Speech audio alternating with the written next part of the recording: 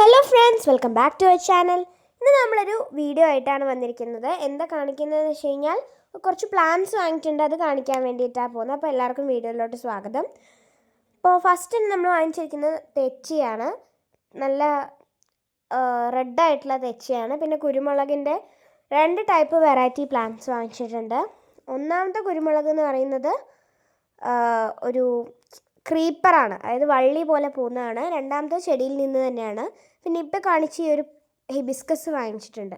ഇതാണ് കേട്ടോ ഈ ചെടിയിൽ നിന്നുണ്ടാവുന്ന കുരുമുളക്. കണ്ടോ, ഇപ്പം തന്നെ അതിൽ കായ്ച്ച് നിൽക്കുന്നുണ്ട്.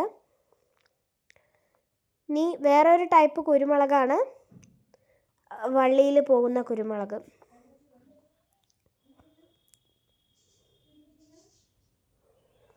ഇപ്പം ഇത്രയും ചെടികളാണ് വാങ്ങിച്ചിരിക്കുന്നത്. പിന്നെ വെറ്റില വാങ്ങിച്ചിട്ടുണ്ട്.